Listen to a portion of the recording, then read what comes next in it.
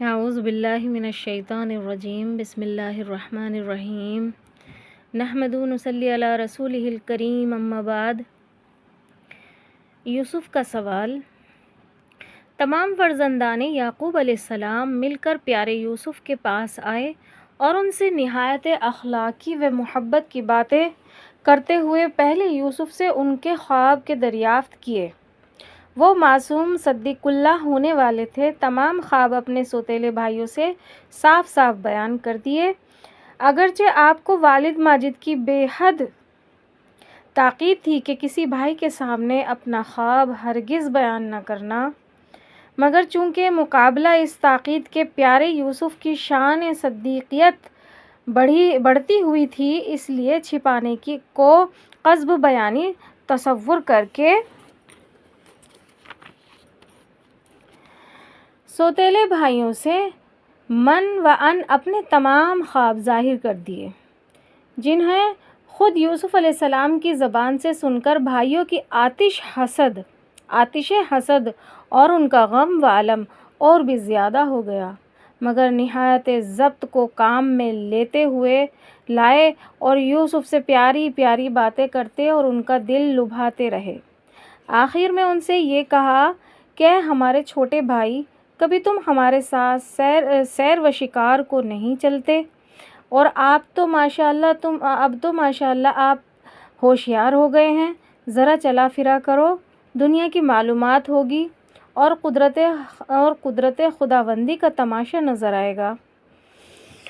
اچھا چلو، آج ہم شکار کو جا رہے ہیں، چلو اور چل کر تم بھی جنگل کی سیر کرو اور دیکھو کہ وہاں کیسی کیسی بہاریں ہیں اور سیر تماشے ہیں۔ پیارے یوسف 12 سال کی جان اپنے سوتیلے بھائیوں کی میٹھی میٹھی باتوں میں آ کر ان کے غریدہ اور ان کے ساتھ جنگل میں چلنے کے لیے آمادہ اور تیار ہو گئے، مگر باسبب کم سنی اور صدیقی ہونے کے بھائیوں سے کہا کہ میں بغیر والد ماجد کی اجازت کے کہیں نہیں جا سکتا۔ تم ان سے کہو کہ وہ اجازت دے دیں تو میں ضرور تمہارے ساتھ چلوں گا۔ یہ سن کر سب کے سب خوش ہو گئے۔ دلیری سے والد بزرگوار کی خدمت میں حاضر ہو کر نہایت لجاجت سے خوش آمد کی اور عرض کیا کہ اے والد بزرگوار، آج کل جنگل میں عجیب و غریب سیر و شکار ہیں اور شاید آج ہم بھی شکار کے لیے جائیں۔ اگر یوسف کو ہمارے ساتھ کر دیں تو یہ بھی کچھ سیر و تماشے دیکھ لے، بچہ ہے، بہلے گا اور اس کا دل بھی خوش ہو جائے گا۔ یہ سن کر حضرت یعقوب علیہ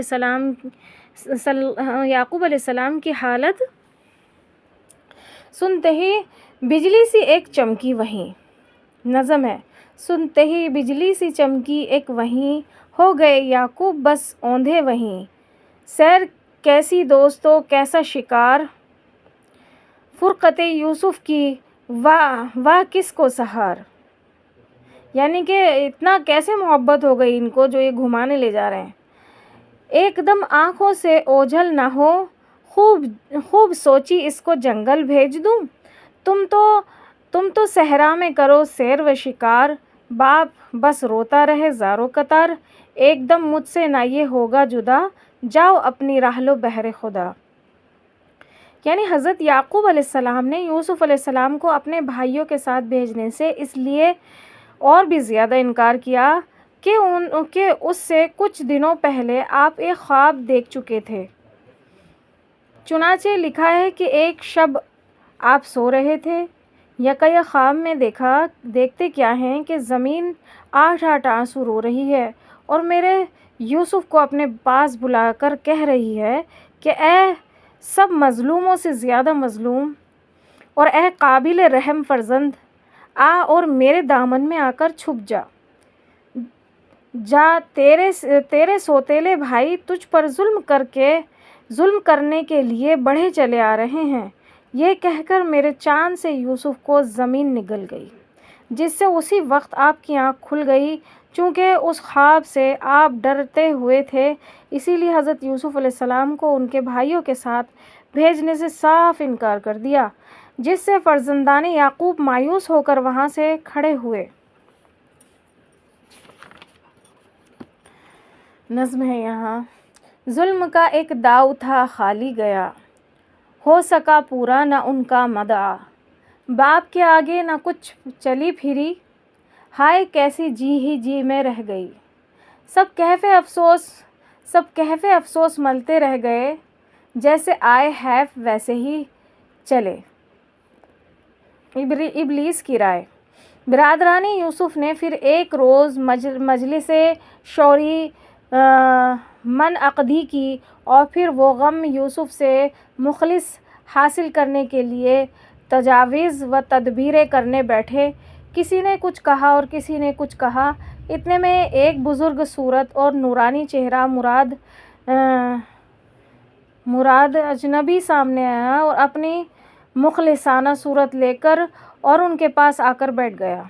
اور سب کی باتیں نہایت محبت کے ساتھ سننے لگا۔ یوسف علیہ السلام کے بھائیوں نے دیکھا کہ یہ تو کوئی بڑا رفیق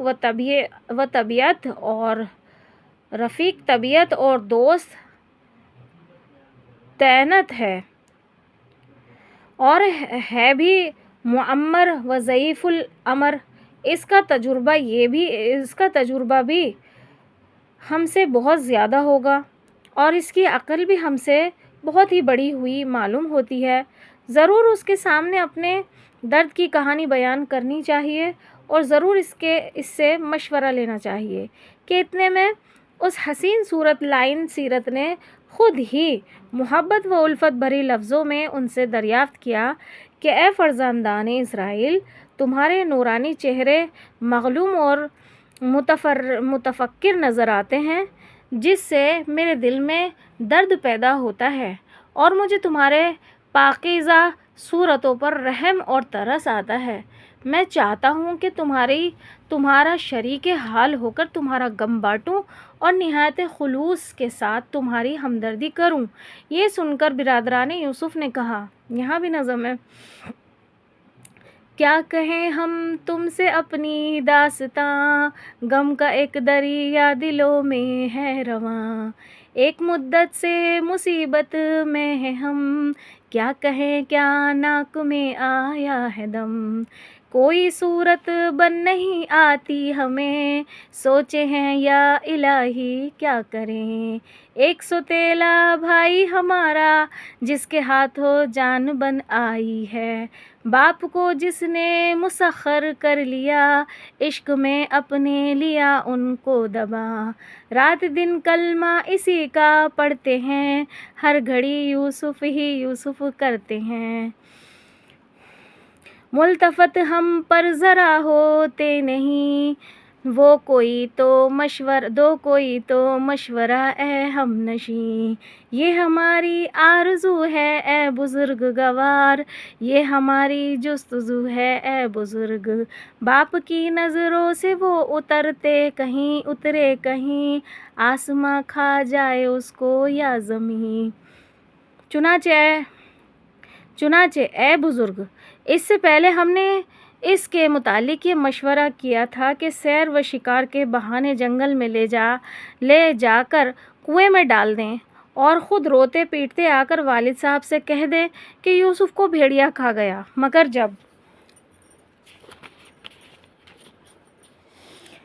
جب ہم نے والد سے عرض کیا کہ آپ یوسف کو سیر و شکار کے لیے ہمارے ساتھ بھیج دیں تو انہوں نے ہمارے ساتھ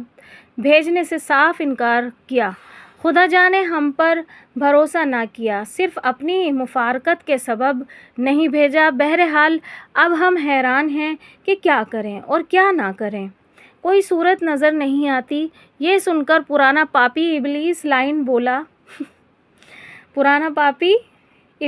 لائن بولا کہ اے میرے پیارو، مشورہ تو تمہارا بہت ہی عمدہ اور قابل تحسین تھا اور بہت ہی اچھی رائے تم نے قائم کی تھی، مگر اس رائے کو عمل شکل میں لانے کا ابھی وقت نہیں آیا، اور یعقوب علیہ السلام اپنے نورین کو اس موقع پر تمہارے ساتھ سیر و شکار کے لیے جنگل میں کبھی نہیں بھیج سکتے، کیونکہ آج کل گرمی کا موسم ہے، جنگل میں سوائے دھوپ اور ریت کے اور کوئی کھاری کیا ہے، رکھا ہی کیا ہے۔ اور فی الحقیقت جنگل میں کچھ آج کل سیر و تماشے نہیں بلکہ سراسر تکلیف کا سامنا ہے۔ بس اے میرے پیارے دوستو، میں جس طرح کہوں اگر تم اس پر عمل کرو تو قطعی تم اپنے مدام میں کامیاب ہو کر رہو گے۔ اور کیا یاد رکھو گے کہ کوئی پرانا رفیق ملا تھا اور اس نے ہمیں کوئی کام کا مشورہ دیا تھا۔ بات یہ ہے کہ ابھی تھوڑے دنوں صبر کرو اور برسات کا موسم آ جانے دو، جب کہ جنگل نہیں رہیں گے بلکہ بہشت برے کا نمونہ بن جائیں گے۔ اس وقت یوسف خود تمہارے باپ یعقوب کا دل بھی جنگل کی سیر کے لیے راغب ہو جائے گا۔ ہاں، اس وقت ان تفریح کے دنوں میں بھی تم خود اپنے والد سے جنگل کی سیر کے لیے یوسف کو لے جانے کی تحریک نہ کرنا بلکہ جنگل کی کیفیات اور